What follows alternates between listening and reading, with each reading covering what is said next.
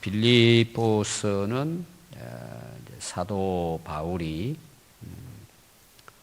복음을 전하다가 로마 감옥에 갇힙니다. 그곳에 한 2년 정도 옥중 생활을 하게 됩니다. 옥중 생활을 하면서 거기서 이제 하나님 말씀을 기록을 해서 편지 형식으로 교회에 보냅니다. 네 교회예요. 에베소, 또 골로새서, 빌립보서, 빌레몬서. 이제 네 권의 성경을 기록해서 이제 편지로 보냅니다. 그래서 옥중 서신이라고 해요. 옥중 서신. 그 중에 이제 오늘 우리가 읽은 빌립보서에 대한 내용입니다. 그 사도행전 16장 그 23절에 보면 빌립보 감옥에도 갇힙니다.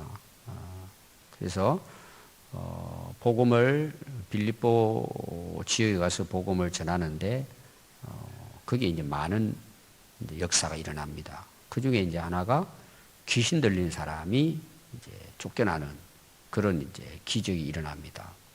근데 이제 사람들이 그 귀신 들린 사람을 통해서 점을 쳐서 돈을 버는 거예요. 귀신이 떠나버리니까 점을 치지는 못하는 거예요. 그러니까 이 바울을 감옥에 집어넣어 버립니다. 빌립보 감옥이에요. 빌립보 감옥. 근데 그 빌립보 감옥에서 바울과 실라가 한밤중에 하나님께 기도하고 찬송을 하는데 또 기적이 일어나요. 감옥의 문이 열리는 것입니다. 그때 이제 간수장 가족이 다 예수 믿는 그런 이제 기적이 일어나죠. 그리고 이제 로마에 가서 복음을 또 전하고, 그리고 이제 사도 바울은 결국 이제 로마 감옥에서 이제 인생을 마감하게 됩니다. 이 중요한 것이 이제 그 빌립보 교회에 있으면서 이 빌립보서의 내용을 기록해서 이제 빌립보 교회에 증거를 했습니다. 그래서 이 빌립보 교회는 사도 바울이 이제 복음을 전해서 루디아의 집에 교회가 세워진 것이 이제 유럽의 첫 번째 교회가 됩니다.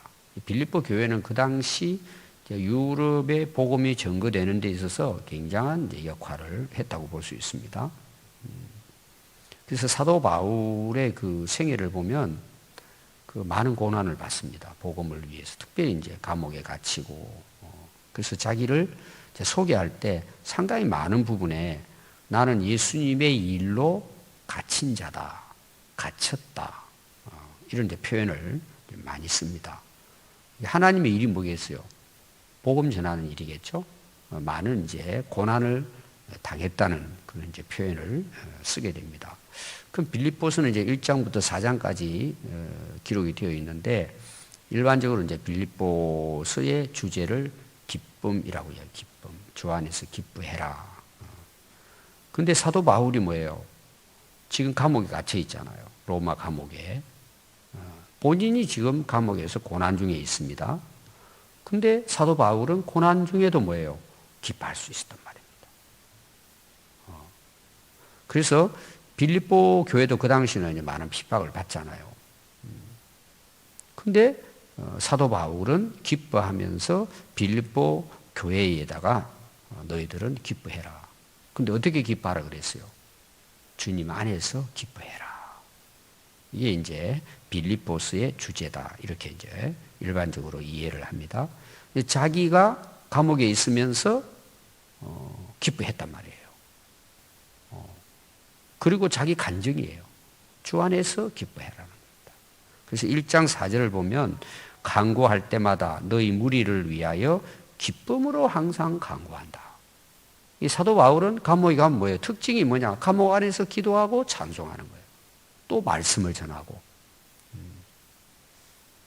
왜 그렇게 할 수 있었을까요? 자기는 감옥 안에 있지만 기뻐할 수 있다는 거예요. 이 기쁨으로 너희들을 위해서 기도한다. 왜 너희들을 위해서 기도할까? 너희가 첫날부터 이제까지 복음을 위한 일에 참여하고 있기 때문이다. 이 빌립보 교회도 고난을 당하지만 뭐예요? 복음 전하는 일에 함께 했다는 거예요. 그래서 1장에 보면 내가 너희들을 생각할 때마다 항상 하나님께 감사한다. 그런 말씀도 합니다. 그런데 이 빌립보 교회가 첫날부터 이제까지예요. 그럼 첫날은 언제일 것 같아요? 사도 바울의 복음을 듣고 기뻐한 그 기쁨이 뭐예요?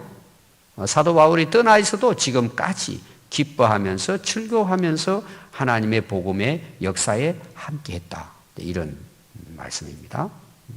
그럼 여러분 빌립보 교회에 복음을 전했을 뿐만 아니고 교회가 성장을 하고 또 기뻐하면서 복음의 일을 행하게 됐어요. 그럼 그 빌립보 교회의 대상은 누구예요? 성도들이죠. 교회라고 하는 것은 하나의 공동체고 빌립보 교회 성도들에게 이제 한 말씀입니다. 어떻게 그럼 기뻐할 수 있을까? 교회가 그리스도 안에서 성도들이 서로 뭐예요? 하나 될 때예요. 마음이 그리스도의 몸이잖아요. 교회가 교회가 하나가 돼야 고난 중에도 기뻐하면서 끝까지 뭐예요? 이 복음의 사명을 감당할 수 있게 된다. 이 주 안에서 너희들이 기뻐하라. 자, 기뻐할 수 있는 이유가 어디 있느냐? 주님 안에서 서로 한 마음을 가질 때다. 오늘 제가 드리려고 하는 말씀이 이제 이 말씀입니다. 그래서 여러분 1장 27절을 한번 보시면 오직 너희는 그리스도의 복음에 합당하게 생활하라. 이는 내가 너희에게 가보나 떠나 있으나 이 말은 뭐예요? 너희들과 함께 있든지 떠나 있든지 이런 내용입니다. 너희가 한 마음으로 서서 한 뜻으로 한 마음과 한 뜻이죠. 복음의 신앙을 위하여 협력해야 한다. 자, 복음의 신앙이에요. 그럼 교회는 복음을 믿는 믿음의 사람들의 모임입니다. 예수님을 믿는 자들의 모임이죠. 또 뭐예요? 여기 복음의 신앙은 뭐예요? 우리가 복음으로 교회가 형성이 되지만 또한 그 교회는 뭐예요? 복음을 위해서 존재한다는 얘기예요. 그게 복음의 신앙입니다. 복음의 신앙. 교회는 두 가지 기능이 있어요. 믿음의 사람들이 모여 있는 곳이에요. 모이는 교회예요. 또 하나는 뭐예요? 복음의 신앙은 모인 자들이 이제 나중에 또 흩어지잖아요. 흩어지는 교회예요. 두 가지 다 목적이 뭐예요? 복음을 위한 것이 복음의 신앙이에요. 오늘 우리가 깊이 새겨드려야 할 말씀이죠. 우리가 복음 안에서 하나가 되어 교회의 모임을 통해서 하나님을 예배하고 찬양하지만 또 흩어지는 거예요. 복음의 신앙은. 흩어져서 하는 일이 뭐예요? 우리를 통해서 또 복음이 증거되는 거예요. 이 복음의 신앙입니다. 이게 정말 좋은 교회죠. 건강한 교회라고 볼 수 있습니다. 이 교회는 복음 위에 세워져야 합니다. 이 정말 건강한 교회예요. 복음 위에 세워지는 거예요. 복음으로 뭐예요? 세워지는 하나 되는 교회죠. 그리고 그 복음을 위해서 뭐예요? 오늘 거기 말씀해 보니까 중요한 것은 협력하는 것 그랬어요. 여기 협력한다는 말은 이거는 전쟁 용어입니다. 원래 그 뜻이. 그래서 그 쉬운 성경에서 번역한 거 보면 싸운다 이렇게 나와요.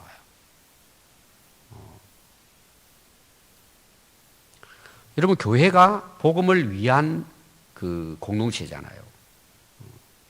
근데 교회가 이 복음을 위해서 세상과 싸운단 말이에요. 싸운다는 것은 뭐예요? 복음을 전한다는 거예요. 전해서 뭐예요? 죽어 있는 생명을 살려내는 일을 하는 거죠. 구원해내는 일을 교회가 합니다. 그러니까 교회가 뭐예요? 한 마음이 되어야 된다는 거예요. 마음이. 제가 군대 용어라고 이야기했죠. 협력, 단결, 단합, 뭉치는 거예요. 교회가. 왜 협력해야 된다고요? 전쟁에서 이기기 위해서는 협력, 단결, 협력 하나가 돼야 된다. 한 마음이 돼야 된다. 중요한 부분입니다.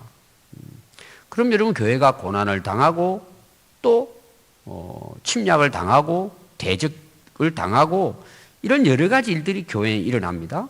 그런데도 불구하고 뭐예요? 교회가 복음의 교회로서 서로 협력하고 하나가 되어졌을 때 뭐예요? 이겨내는 거예요. 그리고 그 안에 뭐예요? 기쁨이 있는 거예요. 같이 함께 나누는 거죠. 근데 여러분 한번 보십시오. 교회가 하나 된다는 게 여러분 쉽지 않잖아요. 왜냐하면 다양한 사람도 모이지만 또 하나는 뭐예요?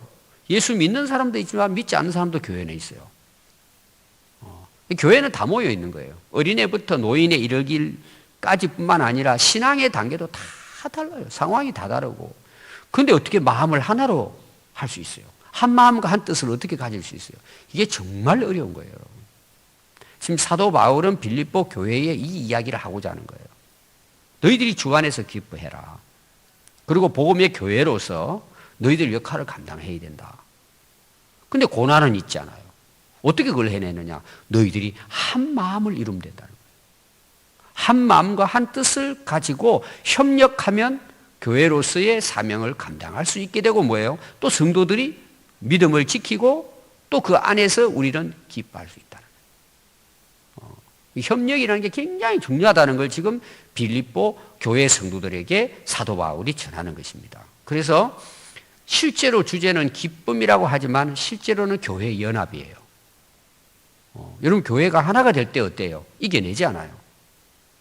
그리고 복음의 신앙을 가지고 그 사명을 감당하게 되잖아요. 그게 승리하죠. 그리고 기뻐할 수 있죠. 주님 안에서. 오늘은 이제 우리 고난중한 이제 마지막 토요일 말씀으로는 교회가 그리스도의 마음을 품는 것. 오늘 이게 이제 제가 전하려고 하는 이제 주제입니다. 교회는 어떻게 해야 된다고요? 협력해야 됩니다. 그리스도 안에서. 그래서 오늘 2장 1절부터 11절까지 내용은 어떻게 교회가 한 마음을 이룰 수 있을까? 한 뜻을 이룰 수 있을까? 그래서 1절에 보니까 그리스도 안에 무슨 권면이나 사랑의 무슨 위로나 성령의 무슨 교제나 긍휼이나 자비가 있거든 마음을 같이하여 같은 사랑을 가지고 뜻을 합하며 한 마음을 품으라 그랬어요. 자, 어디에서 한 마음을 품죠? 그리스도 안에서 한 마음을 품으라는 거예요. 그리스도 안에서. 복음 안에서죠. 그래서 교회의 중심은 누구예요? 교회의 중심은 예수 그리스도이십니다. 그리스도를 중심으로 해서 하나가 되라 이런 말씀입니다. 여러분 정말 좋은 교회는 뭐예요? 그리스도가 중심에 계신 거예요. 그리스도를 중심으로 해서 뭐예요? 성도들이 한 마음을 갖는 거예요. 그러니까 예수님 때문에 하나가 되는 거예요. 그렇게 하려면 우리가 어떻게 해야 돼요? 우리가 예수님을 모셔야죠, 마음에. 여러분 교회가 하나 되지 못하는 이유가 어디 있을 것 같아요? 성도들 안에 예수님이 안 계신 거예요. 그럼 여러분 어떻게 될 것 같아요? 각자가 놀죠. 각자가 원하는 대로. 각자 하고 싶은 대로. 딴 생각을 한단 말이에요. 우리가 진짜 복음 안에서 하나 되는 게 뭐예요? 우리 성도들이 자기의 마음에 그리스도를 모신 거예요. 내가 그리스도 안에 있어야 된단 말이에요. 그리스도 안에 있을 때 교회는 한 마음 한 뜻을 이룰 수 있다. 그런 말씀입니다. 그래서 교회가 뭐예요? 사명을 이루어 갈 수 있는 것입니다. 그럼 여러분 교회가 하나 되지 못하는 이유 중에 하나가 뭐예요? 여러분 3절을 보면 아무 일에든지 다툼이나 허영으로 하지 말고. 자, 거기 보니까 다툼과 허영이 나와요. 여러분 가정에서도 다툼이 있잖아요. 교회는 두말할 것도 없어요. 교회 안에 항상 다툼이 있다고 보면 돼요. 왜? 각자 다른 거예요. 생각이 다 다른 거예요. 신앙의 그 상태가 다 다르기 때문에 여러분 교회가 하나 된다는 게 정말 어려운 거예요. 이거는. 우리는 하나 돼 나가는 거죠. 계속해서. 그걸 방해하는 게 뭐예요? 다툼이에요. 왜 다투어요? 교회 안에는 그 예수님 안에 있고 예수님을 모신 자도 있지만 뭐예요? 예수님 밖에 있는 사람도 있어요. 아직은. 아직도 뭐예요? 예수 믿지 못한 사람도 교회 안에는 있잖아요. 새신자도 있고. 그럼 여러분 진짜 중요한 건 뭐예요? 왜 다툼이 일어나요? 여러분 새신자들이 다툴까요? 기존 신자들이 다툴까요? 거의 대부분은 기존 신자들이 싸우는 거예요. 이게 이제 문제예요. 여러분, 교회 1년 다닌 사람이 싸울 것 같아요? 한 10년, 20년 다닌 사람들이 싸울 것 같아요? 거의 오래 다닌 사람들이 싸웁니다. 물론 다 싸우는 건 아니요. 그 중에 다툼을 일으키는 자가 있단 말이에요. 그럼 다툼을 일으키는 사람들의 특징이 뭘 것 같아요, 여러분? 자기 안에 예수님이 안 계신 거예요. 예수님 안에 있지 않다면 자기 자신이. 그럼 누가 있어요? 자기가 있겠죠, 그 안에. 자기 생각이나, 자기 유익이나, 자기 이익을 가지고 다툰단 말이에요. 그럼 자기 이익이 없는 데서 다툴 사람 있겠습니까? 자기하고 아무 상관없고, 내게 아무 유익이 없는 데 싸울 사람 있겠어요? 아무도 없어요. 여러분, 지금 우리나라 여러분, 현상을 한번 보세요. 국회의원들은 우리나라 대표잖아요. 다 지역의 대표들이잖아요. 우리를 그 대신해서 일해주는 사람이에요. 나라를 위해서. 그럼 여러분 지금 우리나라 국회 현상이 옛날이나 지금이나 어때요? 모이면 싸우죠? 다 우리가 한 국민이에요. 한 나라예요. 한 나라의 국민이고 한 나라의 대표예요. 여러분 당은 여러 당일 수 있어요. 그러나 우리는 다 대한민국의 국민이에요. 그리고 대한민국을 위한 국회의 의원들이에요. 근데 싸우잖아요. 나라 일을 한다고 하면 싸우잖아요. 여러분 왜 싸워요? 다 개인적인 야망과 욕심 때문에 그래요. 그래서 우리나라는 뭐예요? 이름은 국민인데 당리당략이에요. 그래서 백성들을 여러 갈래로 흩어놓는 거예요. 왜? 자기 표 받기 위해서. 그러면 나라가 어떻게 될 것 같아요? 흔들리겠죠. 바로 쓸 수가 없어요. 여러분 뉴스를 한번 보세요. 항상 다투는 거에 대한 뉴스가 더 많아요. 그럼 그게 오늘날 교회는 어떠냐고 봐야 돼요. 교회 이제 우리가 어떤 일을 하다 보면은 교회도 대표가 있잖아요. 우리 직분을 가진 자들이 있다는 모입니다. 그 안에서 다툼이 일어나요. 왜 다툼이 일어날 것 같아요? 자기를 생각하기 때문이에요. 자기 유익을 생각하기 때문이에요. 그러니까 교회 안에도 여러분 다툼이 있을 수밖에 없어요. 한마디로 말하면 뭐예요? 어제도 우리가 말씀 봤죠. 그 베드로 예수님 부인하는 부분이죠. 다 왜 그래요? 자기 때문이에요. 그게 다투는 거예요. 교만이죠. 자만이죠. 또 하나가 뭐예요? 허영이라고 나오죠. 허영. 헛된 욕망이란 말이에요. 그래서 우리가 예수님 안에 있지 않고 예수님을 내 마음 중심에 모시지 않고 여러분들 교회 안에서 뭐 예를 들어서 오래 다니면서 일꾼들이 되면요 다툼을 일으킵니다. 자기 생각, 자기 이해 타산 이걸 따지는 거예요. 아니 여러분 우리가 하나님 일꾼이 돼서 교회를 위해 하나님 나라를 위해 예수님을 위해서 내가 헌신하고 희생하고 봉사하려고 하는데 왜 싸우겠어요? 자기가 짊어지고 가지 그거를. 그럼 여러분 빌립보 교회는 그런 일이 없었을까요? 있는 거예요. 빌립보 교회도. 로마 교회도 마찬가지고 고린도 교회도 마찬가지예요. 그래서 그 사도 바울의 이야기는 너희들이 이 영적 전쟁에서 이기기 위해 너희들 마음 하나가 되어야 된다는 거예요. 그럼 뭘 버려야 되느냐? 너희들의 다툼과 허영을 버려야 된다는 거예요. 그걸 지금 이야기하는 것입니다. 항상 이게 뭐예요? 거침돌이 되는 거예요. 그럼 우리가 어떻게 예수님 안에서 한 마음을 이루어요? 거기 보니까 오직 겸손한 마음이에요. 여기 오직이라는 걸 강조하잖아요. 한 마음 한 뜻을 이루는 뭐예요? 예수님 안에서 오직 겸손한 마음을 가지라는 거예요.